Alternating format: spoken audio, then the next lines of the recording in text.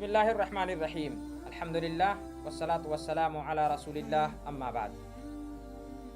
आदरणीय दर्शकवृन्द, पहिलो आजको जुन विषय हो त्यो विषय हो कि ती व्यक्तिहरू जसलाई रमजान महिनाको व्रतमा छुट दिइएको छ त्यसको विषयमा कुरा चलिरहेको छ। त्यही विषय हो। पहिलो भागमा यो कुरो प्रश्न पारियो कि बिरामी व्यक्ति जसलाई छुट दिइएको छ, अल्लाहले कुरानमा भन्नुभएको छ र त्यो बिरामी व्यक्ति दुई प्रकारका हुन्छन् र एउटा चाहिँ निको हुने आशा हुन्छ र एउटालाई निको हुने आशा हुँदैन। जसलाई निको हुने आशा हुँदैन र त्यसलाई बिरामीले गर्दा गाह्रो छ व्रत बस्नु र कुनै व्रत बसेमा त्यसको कुनै अङ्ग भङ्ग हुन सक्छ, त्यस्तो अवस्थामा त्यसमाथि व्रत बस्नु नबस्नु बरु अनिवार्य गरिएको छ, किनकि अङ्ग भङ्ग हुन सक्छ, ज्यानलाई खतरा छ। विश्वासिलो डाक्टरले दिएको सल्लाह अनुसार भने त्यसले प्रत्येक दिनको सट्टामा एक मिस्किनलाई खाना खुवाउनु पर्छ वा दिइहाल्नु पर्छ। र एउटा व्यक्ति जसलाई सन्चो हुने, एउटा बिरामी जसलाई सन्चो हुने आशा छ, त्यसका अवस्थाहरूको विश्लेषण गरी त्यसको आदेश बताइएको थियो। अब दोस्रो व्यक्ति जसलाई अल्लाहले छुट दिनुभएको छ कि रमजान महिनाको व्रत त्यसले चाहिँ बस्नु अनिवार्य हुँदैन, त्यो हो मुसाफिर। मुसाफिर भनेको यात्रा गर्ने व्यक्ति, यात्राको अवस्थामा भएको व्यक्ति। त्यसलाई पनि अल्लाहले रमजान महिनाको दिनमा यदि त्यो यात्रा गरिरहेको छ भने त्यसमाथि व्रत बस्नु अनिवार्य छैन, तर त्यसको पनि दुईवटा शर्तहरू छन्। पहिलो शर्त यो हो कि त्यसको जुन यात्रा छ त्यो यात्रा जायज यात्रा होस्, कुनै हराम कामको लागि, कुनै हराम उद्देश्यको लागि, इस्लाममा अवैध गरेको काम गर्ने उद्देश्यले त्यो यात्रा नगरेको होस्। जायज यात्रा छ भने त्यो यात्रुलाई रमजान महिनाको व्रतमा पनि, रमजान महिनाको दिनमा पनि व्रत बस्नु अनिवार्य गरिएको छैन। यस्ता यात्रीलाई छुट दिइएको छ, तर साथसाथै त्यसले फर्केर आएपछि त्यसको कजा गर्नुपर्छ, त्यसको पूर्ति गर्नुपर्छ। दोस्रो नियम कि त्यो यात्रा थोरै 5 किलोमिटर 10 किलोमिटरको यात्रा नहोस्, बरु यात्राको यति दूरीको यात्रा होस् जसलाई यात्रा भनियोस्। भन्नाले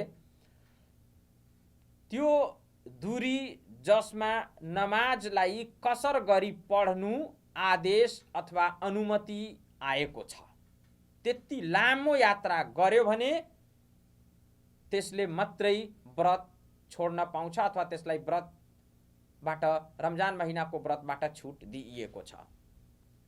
भन्नाले यो दुईवटै नियम हो। पहिलो कि त्यो यात्रा जुन छ त्यो यात्रा जायज यात्रा होस्, कुनै हराम कामको लागि नहोस्। र दोस्रो नियम यो हो कि यति लामो होस् यात्रा कि जसमा नमाजलाई कसर गरी पढ्नु, 4 रकातलाई 2 मात्रै पढ्नु आदेश आएको छ। र त्यो यसको प्रमाण कुरानबाट, जस्तै अल्लाहले भन्नुभएको छ वमन कान मरिदन औ अला सफरिन फइद्दतुम मिन अय्यामिन उखर। तिमी मध्ये बिरामी व्यक्ति र यसै गरी जो यात्रामा छन् तिनीहरूलाई रमजान महिनाको व्रत बस्नुबाट छुट दिइएको छ। तिनीहरूले अन्य अर्को दिनमा आफ्नो रोजालाई, आफ्नो व्रतलाई पूरा गर्नु पर्छ। र यसै गरी हदिसबाट प्रमाण त्यसको अल्लाहले भन्नुभएको, नबी सल्लल्लाहु अलैहि वसल्लमले, तिर्मिजीको हदिस हो 715 नम्बरको हदिस। अल्लामा अलबानीले यस हदिसलाई हसन भन्नुभएको छ र सही पनि भन्नुभएको छ। हदिस हो कि इन्नल्लाह वदा अनिल मुसाफिर अस्सौम, कि अल्लाहले यात्रु व्यक्तिबाट व्रतलाई उठाइदिनु भएको छ। भन्नाले व्रत बस्नुबाट छुट दिनुभएको छ यात्रीलाई। र जुन एउटा नियम भनियो कि त्यो यात्रा होस्, सानो तिनो नहोस्, बरु जसलाई यात्रा भनिन्छ, लामो त्यसको दूरी यति होस्, कम्तीमा आउँछ कि 80 किलोमिटर भन्दा बढीलाई यात्रा मानिन्छ। 80 किलोमिटर जति यदि त्यसले यात्रा गरेको छ भने त्यसलाई यात्रा भनिन्छ। त्योभन्दा कमलाई भनिँदैन। त्यसले गर्दा 80 किलोमिटर जतिको दूरी यदि यात्रा गर्ने व्यक्तिले यात्रा गरिरहेको छ भने त्यसमाथि अनिवार्य रमजान महिनाको व्रत बस्नु अनिवार्य छैन। ड्राइभर, चालकहरू, गाडी चलाउनेहरू यदि लामो यात्रा गर्छ भने त्यसको लागि जसको पेसा नै ड्राइभिङ हो त्यस व्यक्तिको लागि भनिएको छ, यदि त्यसले पनि यति लामो यात्रा गर्छ जसमा चाहिँ नमाजलाई कसर गरी पढ्नु वैध गरिएको छ, त्यसको लागि नमाजलाई कसर गर्नु मिल्छ, त्यति लामो यात्रा यदि पेशागत ड्राइभर हो भने त्यसलाई पनि गर्नु जायज छ, त्यसले पनि व्रत छोड्न पाउँछ। तर अन्य दिनमा त्यसले त्यसको पूर्ति छुटेको व्रतको कजा गर्नुपर्छ।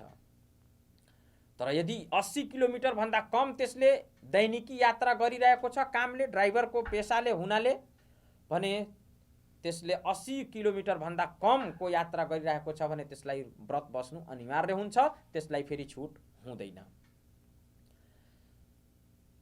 यसै गरी कुनै यस्तो व्यक्ति जसले व्रत बसेको थियो तर अचानक त्यसलाई यात्रा गर्नु पर्यो भने जब त्यसले यो नहोस् कि आज मलाई यात्रा गर्नु छ त्यसले गर्दा बिहानैदेखि मैले व्रत बस्नु के को जरुरी होइन।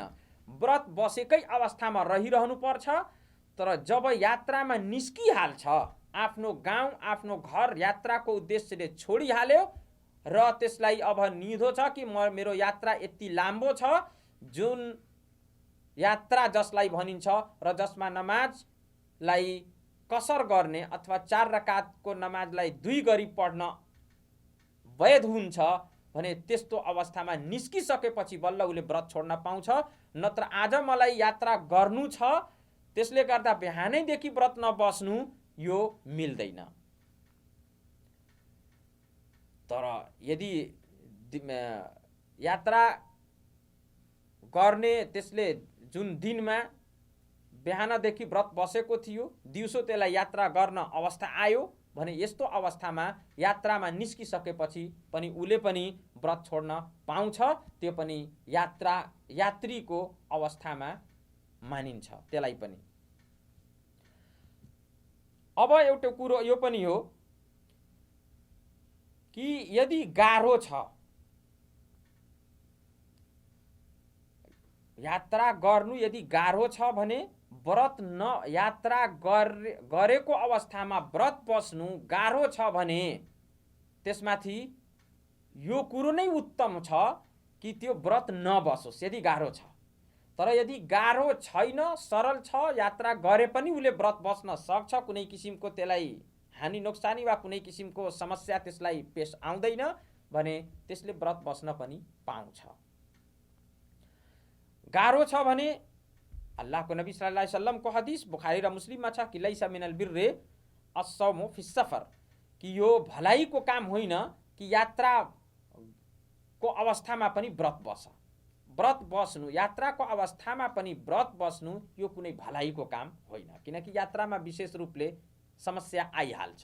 त्यसले गर्दा आफूमाथि समस्या ल्याएर कुनै उपासना कुनै इबादत गर्नु यो अल्लाहको नबी सल्लल्लाहु अलैहि वसल्लमले विशेष रूपले व्रतको विषयमा भन्नुभयो लैसा मिनल बिर्रे अस्सौमु फी सफर, कि भलाइको काम यो होइन कि यात्राको अवस्थामा व्रत बस्नु। तेस्रो त्यो व्यक्ति तिनीहरू जसलाई अल्लाहले रमजान महिनाको व्रत बस्नुबाट छुट दिनुभएको छ ती प्रसौती रक्त आएकी महिला र यसै गरी महिनावारी को अवस्थामा भएकी महिला दुईटैलाई व्रत बस्नु हुँदैन। किनकि अपवित्रताको अवस्था हो र अपवित्रताको अवस्थामा व्रत बस्नु, सला गर्नु, नमाज पढ्नु हुँदैन। तर हो ती अवस्थामा जति दिनको व्रत छुटेको छ त्यो पवित्र भएपछि अन्य दिनमा त्यसको कजा गर्नु जरुरी छ, पर्छ। आइशा रदियल्लाहु ताला अन्हा को हदीस हो, उहाँले भनेकी छिन् कि कुन्ना नुहिद वाला अहद रसूलिल्लाह सल्लल्लाहु अलैहि वसल्लम फनुअमर बिक़दाइस सौम, वला नुमर बिक़दाइ सलाह। बुखारी र मुस्लिमको यो हदिस हो। आइशा रजियल्लाहु ताला अन्हाले भनेकी छिन् कि हामी अल्लाहको नबी सल्लल्लाहु अलैहि वसल्लमको युगमा चाहिँ हामीलाई महिनावारी आउँथ्यो र यस्तो अवस्थामा हामीलाई व्रतको कजा गर्नुको आदेश गरिन्थ्यो, तर नमाजलाई कजा गर्ने आदेश गरिन्थिएन। भन्नाले यो प्रश्न हुन्छ कि रमजान महिनाको व्रत यदि छुटेको छ महिनावारीको कारणले, यसै गरी प्रसौती रक्त बच्चा जन्मिएपछि जुन रक्त आउँछ त्यसको अपवित्रताले गर्दा यदि छुटेको छ भने त्यो व्रत छुटेको छ भने त्यसको कजा गर्नुपर्छ, तर नमाजलाई दोहोर्याउनु पर्दैन, नमाजको कजा गर्नु पर्दैन। यसै गरी चौथो तिनीहरू हुन् जसलाई अल्लाहले रमजान महिनाको व्रतबाट छुट दिनुभएको छ, तिनीहरू र त्यसको कजा गर्ने अथवा अवस्था अनुसार तिनीहरूले त्यस एउटा गरिबलाई खाना खुवाउने अवस्था आउँछ, तिनीहरू गर्भवती महिला र यसै गरी बच्चालाई दुध खुवाउने महिला। गर्भवती गर्भ छ अथवा दुध खुवाउने महिला बच्चा छ, सानो छ, त्यसले दुध खाने उमेर छ, दुध खुवाइराखेकी महिलाले, बच्चालाई दुध खुवाइराखेकी महिलाले ती दुवैलाई छुट दिइएको छ। अनस बिन मालिक रजियल्लाहु ताला अन्हुको हदिस कि अल्लाहको नबी सल्लल्लाहु अलैहि वसल्लम ने भन्नुभयो, इन्नल्लाह वदा अनिल मुसाफिर शतर अस्सलाह व अनिल मुसाफिर वल हामिल वल मुर्दा अस्सौमा अबिस्याम। यो अबू दाऊदको हदिस हो। अल्लामा अल्बानीले यस हदिसलाई सही भन्नुभएको छ। हदिस नम्बर 240 रहेको छ कि अल्लाहले मुसाफिर भन्नाले यात्री र यात्रीबाट नमाजका केही अंशहरू भन्नाले कसर गरी पढ्नु, 4 को सट्टामा 2 पढ्ने, यो अल्लाहले पुरै नमाज पढ्नुबाट तिनीहरूलाई छुट दिनुभएको छ कि मात्र 4 को 2 लाई पढे हुन्छ। यसै गरी अल्लाहले मुसाफिर अर्थात् यात्री र गर्भवती महिला र यसै आफ्नो बच्चालाई दुध खुवाउने महिलाबाट व्रतलाई अल्लाहले माफ गर्नुभएको छ अथवा छुट दिनुभएको छ यिनीहरूले, तर अन्य दिनमा यिनीहरूले त्यसको कजा गर्नुपर्छ, पूर्ति गर्नुपर्छ। पाँचौं प्रकार अथवा पाँचौं त्यो व्यक्ति जसलाई व्रत जसबाट छुट दिएको छ व्रत तुड्नु अथवा व्रत नबस्नु, त्यो हो जसलाई कसैले बाध्य पारेर जबरजस्ती गरेर व्रतलाई रोजा अथवा व्रतलाई खोल्ने अथवा व्रतलाई तुड्ने कसैले कसैमाथि जबरजस्ती गर्यो र यो जबरजस्ती यस खालको हो कि त्यसको आफ्नो अधीनमा हुँदैन, कसैले त्यसमाथि जबरजस्ती गरेर व्रत तुड्न लगाएको छ भने, तर त्यसको मन भने त्यसले पनि व्रत तुड्न पाउँछ यदि उसको आफ्नो ज्यानमाथि खतरा छ। त्यस्तो अवस्थामा भन्नाले यदि कसैले त्यसलाई जबरजस्ती गर्यो कि या त तिमीले व्रत तुड्नु पर्छ, तिमी व्रत नबस, वा त तिम्रो ज्यान म लिहाल्छु, त्यस्तो अवस्थामा त्यसले व्रत तुडेर आफ्नो ज्यान बचाउन सक्छ। साथसाथै तर त्यसको भित्रबाट यो विश्वास होस्, त्यसको दिल, त्यसको मन चाहिँ व्रतको अनिवार्यतामा दृढ होस् कि यो व्रत अनिवार्य हो, तर बाध्यताले गर्दा मलाई आफ्नो ज्यानमाथि आएको हुनाले गर्दा मैले यो व्रत तुडेको हो, नत्र आफ्नो मर्जी आफ्नो खुसीले मैले व्रत तुडेको होइन। त्यसै गरी छठौं त्यस्ता व्यक्तिहरू जसलाई व्रत तुड्नु चाहिँ इस्लाममा जायज छ, कसैको ज्यान बचाउनको लागि, कसैको ज्यान अथवा कसैमाथि हानि पुगिरहेको छ, कसैलाई त्यसको ज्यानमाथि कुरो आएको छ भने त्यसलाई बचाउनको लागि हामीले आफ्नो व्रत तोड्न मिल्छ। जस्तै उदाहरण स्वरूप कुनै व्यक्तिको ज्यान, कुनै व्यक्ति पानीमा डुबिरहेको छ, त्यसलाई बचाउनको लागि मैले पनि व्रत तुड्नु पर्छ भने तुडेर त्यसको ज्यान बचाउनु जरुरी छ। यसै गरी कोही व्यक्ति आगो लागेको अवस्थामा आगोले गर्दा कोही जल्छ, कोही हानि र नोक्सानी ज्यान र मालको जान छ भने त्यस्तो अवस्थामा पनि आफ्नो व्रत तुडेर तिनीहरूको ज्यान बचाउन सकिन्छ। यसै गरी कुनै घर भत्किएमा, कुनै यस्तो अवस्था आएमा जान आफ्नो बचाउनको लागि वा अर्काको जान बचाउनको लागि व्रत तोड्न सकिन्छ। यी 6 वटा व्यक्तिहरू हुन् जसलाई अल्लाहले छुट दिनुभएको छ हो। तर जुन अन्तिममा जुन यस्ता व्यक्तिहरूलाई जसलाई बाध्यताले गर्दा तोड्नु पर्यो व्रत, र विशेष रूपले त्यो व्रत तोडेर अन्य दिनमा त्यसको कजा गर्नु जरुरी हुन्छ अवस्था अनुसार। अल्लाहसित प्रार्थना छ अल्लाह हामी सबैलाई अल्लाहले दिएको आदेशको पालना गर्ने साहस देउन् र रमजान महिनाको व्रत जुन अनिवार्य छ त्यसलाई हामी सबैलाई बसेर अल्लाहको प्रसन्नता प्राप्ति र पुण्य प्राप्तिको उद्देश्यले हामीलाई बस्ने साहस देउन्। आमिन। वस्सलामु अलैकुम वरहमतुल्लाहि वबरकातुहू।